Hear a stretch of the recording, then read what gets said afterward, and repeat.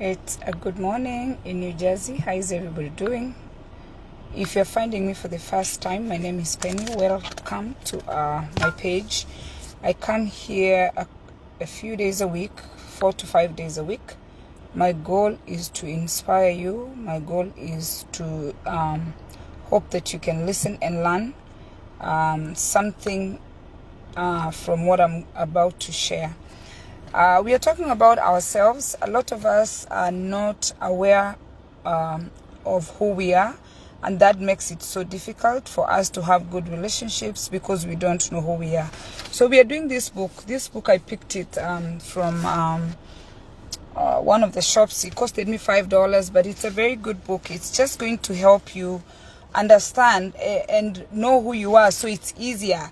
When you know yourself, you are able to give people orientation of who you are, what you can tolerate, what you can't tolerate, what is, acceptable, what is not acceptable. So we are going to go, because there are so many questions, I think we are going to try and do 20 questions without me expanding them.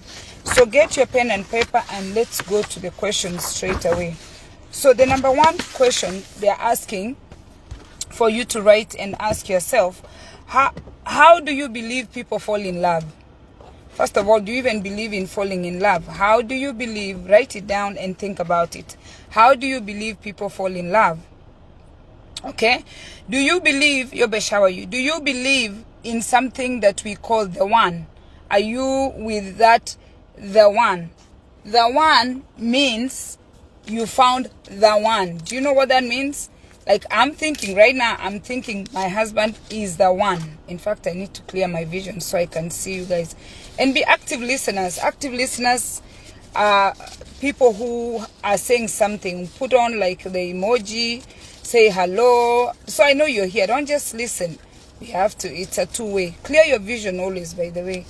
I need to clear my vision so I can see when you guys write the comments. So do you believe in that one? Okay, Nyauma Dennis, how are you? Do you believe in that? There is that person. Okay, what do you prefer, the heat or the cold? In America, it's an American writer. We have winter and we have summer. I prefer the heat. There are people who prefer the cold, straight up. There's a guy I was talking to. He's from New Jersey. He told me he's going to retire in Toronto. Where is it Toronto? Somewhere in Canada where it's up in the mountains, where it's cold. So, I mean, that's what he prefers. Retire in the cold. I'm retiring in the heat. I want to retire in Miami. That's where my head is telling me right now. I was telling my children yesterday and they said, Mommy, you're too old for Miami. I said, no, I want to retire where I can be with the young people. My retirement plan is Miami. This guy's retirement is somewhere in Canada up in the mountains. I can't. So you need to know what you like. So that way, if you're married or you're choosing to get married, you know where you want to spend the rest of your life at, especially the Americans. Because here we have all these weather changes, okay? Number 4, do you consider yourself to be a faithful person? That's a very tricky question. A lot of us are not faithful. I can't really say I'm faithful 100%, but I try to be faithful. I can say I try. But to be faithful, and when they're talking about faithful, sometimes is like, you're being faithful. Doing something faithfully, it's not easy to be faithful, but I can try. So ask yourself, are you faithful? Number 5, when are you most cooperative? When are you most cooperative? I am most cooperative when I'm financially stable. When I'm not financially stable, I'm very uncooperative. For me, when my finances are not okay, because my finances mean my children, my shelter, my car. When my finances start going haywire or my business is not going okay, I'm very uncooperative because I just want to focus on how I can balance my bank balance. So I'm uncooperative. When are you most uncooperative? Or I can also say I'm most uncooperative when I'm hungry. Like when I need to eat, okay? Number 6, what's your favorite color? My favorite color is yellow. You need to know your favorite color. It's a small thing, but you know what? There is a lot of value in knowing the color that you like. I sell waist beads. online and offline. When people come to me asking me, what color should I get? A lot of people come with that question, what color should I get? And I tell them, when you hear somebody asking you what color should I get, in most cases, they've never sat down to really identify a color that they like. I like yellow. So I know yellow is my number 1. I like purple. Purple is my number 2. I don't care for red. I don't care for other colors, orange, whatever, the other colors. But you need to know your color. So when you're given a choice, you're not asking the other person what they like. You need to know your color. For me is number 1 is yellow. You see, I put lipstick, brown lipstick. You need to know your color. Number 8, what's your favorite candy flavor? Some of you don't even know when you're given choices of candy, you don't know which one to pick. For me, I always go with pineapple or strawberry. Pineapple and strawberry. Even when I go to buy a smoothie, if I'm making something by pineapple, strawberry, sometimes I do banana. But strawberry is like my number 1, okay? You need to know what's your favorite flavor. Or mango. Even mango is good. Number 9, what's your favorite month of the year? For me, my favorite month of the year is my birthday month, because since I knew myself that I had a birthday, I always look forward to my birthday. And as I'm getting older, I celebrate my birthday more. So I celebrate February. I like February very much because it's my birthday. Some of you like December because it's Christmas. Some of you like August because of something. So you need to know your favorite month of the year. Number 10, what's your favorite day of the year? What's your favorite day of the year? That one you need to know. Write it down and ask yourself, do you consider yourself to be a good driver? Some of you still don't drive. But those of you who drive, do you consider yourself to be a good driver? I consider myself to be a good driver. And I have to tell you this, when was it? A month ago, August the 4th, I had an accident. I didn't hit anyone, or somebody didn't hit me. My hood opened and came into my windshield. Since I've lived in America, that is the first accident I've had for 30 years. I'm always very cautious, and thank God nobody, hits me from wherever. But I'm just very careful. The one thing I used to do when the phones came, I used to text and drive. I had to really psychologically work on that for me to stop texting and driving. Because I'm thinking, what if I kill someone? What if I kill myself? Or if I have kids in the car? So most of the time when I'm driving, I listen to a podcast. Sometimes I can change the radio when the podcast is over. But I look down real quick and I look up. It's still dangerous. But I stopped texting and driving. If I do it, I feel guilty. I decided to put myself high there. I set high expectations on myself not to text and drive. And I was doing it. And every now and then I'm tempted to send a message. But I always think there is no message that is so important. I try to even imagine I'm dead because I was texting my friend to laugh, put emojis. I even picture I've killed someone because I was trying to send something stupid. Or I don't do that. It's a struggle, but don't do that. So consider yourself. Do you consider yourself to be a good driver? I try extremely hard to be a good driver. And the reason why I'm proud to say I'm a good driver, my 2 brothers taught me how to drive. And when I came, my brother had lived here, I think maybe 30 years then. And he told me that he had never got a speeding ticket. And he told me that when he gets to the school zone, he drives the speed limit. He told me that this country, this is not like Africa. When you see a speed limit, there is a reason why the speed limit is like that. Because they've done research and they've decided that, here you need to go 25, school zone. Here there is a deaf child, you need to go to this speed. So you need to be aware, okay? You need to be aware. Sue is saying August the 5th is her birthday month. And so, I decided I wanted to have all my children in August because in New Jersey, August is a warm month. I chose to make sure that I was blessed that I was able to choose, when to conceive. So I made sure all my children were born in August. And there's one went into May and one went into June. for whatever reasons. But I wanted my children to be born in August, Sue. And it's because I wanted to celebrate my children's birthday when school was closed. And that's why I tell women, you know, we are so lucky now you can have children when you want to have them. I wanted my children to have their birthdays during the summer. My niece was born in January, and my goodness, she used to have her birthday and people won't come because it snowed. So given that my eggs were okay and I was able to produce children when I was ready, I chose August. And August is a beautiful month. I can have their birthdays at the barbecue. I can go to a location. I had that choice. So just don't have the baby just to have the baby. If you are not have an option and you're in a state like New Jersey, which is hot and cold, try to choose when to bring these children to the world. When you face challenges, what do you do? When you face challenges, what do you do? That is number 13. Number 12. Number 13. Do you love yourself? That's a question that a lot of us don't even think about. And you know, if you love yourself enough, you won't allow certain things to happen, or you won't do certain things. Ask yourself, do you love yourself? Before you love somebody else, before you love your children, before you love whoever you want to love, how much do you love yourself? Maridadi, how are you? Yeah, I've been missing on and off on Facebook because I'm facing challenges, and I like people to know that even me who comes to motivate you, I'm bringing you to my personal space. Right now, I'm going through a lot of things because the kids are going back to school, finances, the business is going this way, so it's been hard. Like yesterday, I didn't feel like talking on Facebook, so I just didn't come. Okay, number 14. What is something that always takes your breath away? For me, is flowers. What is something that always takes your breath away?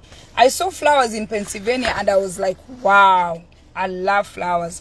What really wows you? That's the question they're trying to say. Sometimes I wow to the sun, sometimes I wow to the clouds, but one particular thing that wows me is flowers, and that's why I've not bought myself flowers recently, because I don't have enough money. My budget has been crazy. There's not enough money for me to do the extra things. I'd rather go eat out right now than buy flowers, which are like not expensive, $10, but they're not within budget. Right now, me buying myself flowers with kids going to college is a luxury.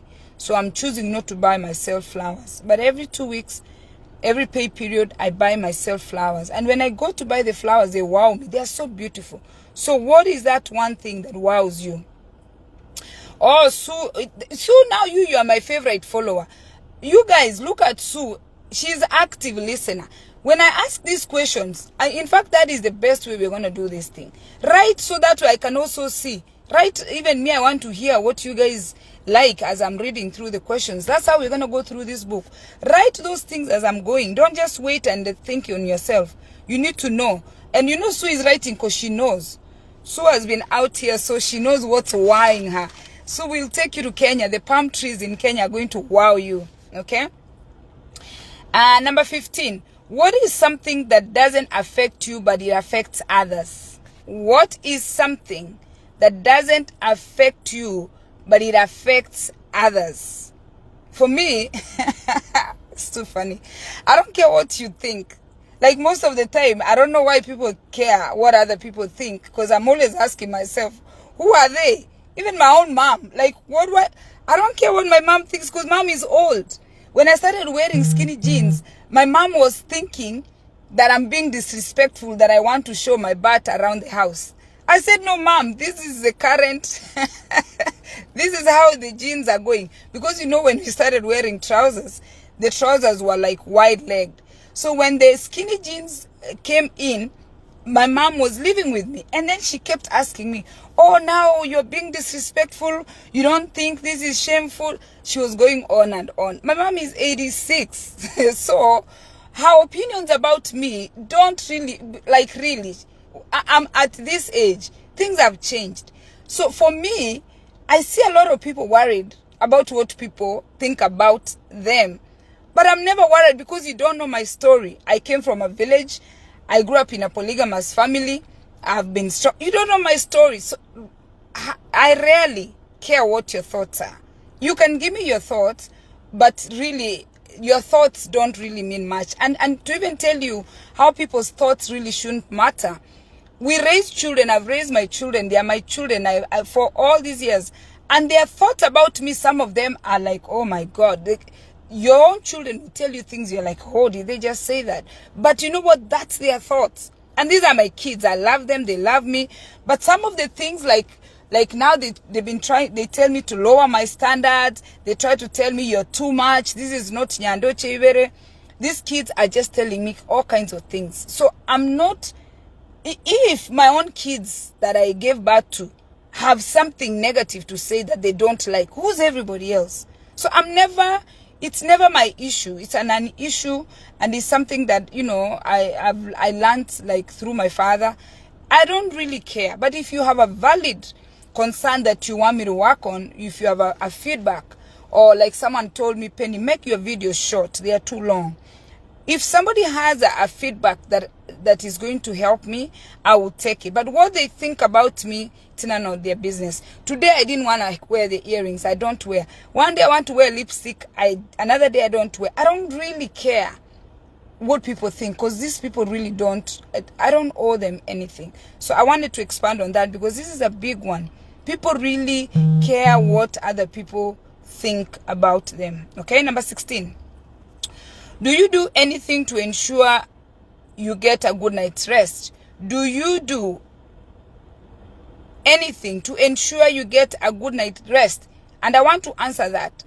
Yes, for me, I am hyperactive. I don't stop. Once I wake up at 5:30 and I'm up, I don't stop. Yesterday, I was up. I did not stop until 11:30. I went to work. I left work. I picked my son. I took him to the soccer game. I left him at the soccer game. I went to see my mom. I stayed with my mom for like an hour. I came back. I picked the child. I went to the garden. I picked the vegetables. I came home. My kitchen was a mess. Adult children. These children need to find their own houses. My kitchen, I straightened my kitchen. I picked managu. I cut the managu. I tried to freeze it. I was making sauce. You know, I have tomatoes. I needed to make sauce. I made sauce for the pasta for my little one today. Let me tell you, yesterday it was an overload. So sometimes I just have to tell myself, you know what, you need to stop. But because of the way I move, when I hit that bed, I don't hear myself until tomorrow morning. Some of you are taking medication. Some of you take NyQuil, I know you. Some of you take melatonin. Some of you are taking a sleeping pill. Find something natural and organic that can put you to sleep. So yesterday, since I did all that, today I'm going to chill out. But I'm still going to go to the garden because I have pumpkin to pick. I have all these things to do. But guess what? You need to make sure you're getting a good night's sleep without taking medication. That's why they're asking you this question. 17. What is your main source of stress relief? How do you take your stress out? For me, of late, listening to a podcast has been the easiest way to relieve my stress. When I'm stressed, in fact, when I feel anxious, anxiety is real. Especially you Africans, you think you're not anxious. Anxiety is real. You're just thinking, no. You're just thinking so much. When I start going like that, for me right now, I go on YouTube, I go on Apple, and I find a nice podcast. And when I listen to that podcast, it just takes me in. And there's a guy called Zig Ziglar, if you can look him up on YouTube. And I'm pulled in. Oh, so you need to teach me about meditation. I've been hearing about this meditation. I don't know how meditation works. And I've heard it in all the podcasts that I listen to. Everybody's talking about meditation. I need to learn how to do that meditation. So once I listen to a podcast, in fact, I go in a very good mood. And I'm so relaxed and everything. My life becomes so beautiful. Because I feel like I've learned something. Because the podcasts I'm listening to, their business, their career, their family, their children, their work, I feel like I've learned something. So find a way that, you know, they're asking you, what is your main source of stress relief? Write that down. Okay, number 18. What is something you will always defend? That one, I'm telling you, even me, I need to think about it because I don't know. What is something you will always defend? What is something that you will always defend? I really think what I always defend, what I want to defend, I always feel like I should defend, is people who are domestically abused. I will always defend vulnerable children and women and men who are abused. I want to defend people who are being abused. I don't know if that's what they meant, but they are saying, what is something you'll always defend? Okay, that's number 18. Number 19, who is someone you will always defend? Or Sue has written her family. Who is someone? Now Sue is a real active listener. You guys be active listeners. Talk. Who is someone you'll always defend? Let me tell you, right now, honestly, if I pick one person to defend, is my son Ryan. Ryan is 12. That's number one. If I have to pick one person, they are telling you, pick one person to defend. It's going to be my 12-year-old. The rest, they can fend for themselves. But they're asking you, who is that one person, which is very difficult. That one person you can always defend. Naomi, your kids, you need to pick one person. Or you probably said, what is something you'll always defend? So they're asking, who is that one person you'll always defend? For me, is Ryan. One. He's 12. Okay. Number 20. In fact, I pushed 20. I wanted us to do 20 questions. Is there a song that reminds you of a happy time? Is there a song that reminds you of a happy time? What is that song? So write it down. We've done 20 questions. Is there a song that reminds you of a happy time? When you hear that song, you're like, oh wow. Like if you're Africans, you'll hear, remember the song Roger Milla, eh? There are songs that once you hear them, they will remind you of a good time. What is that one song? And you know why they're telling you that? If you play that song, you're in a bad mood, you play that song,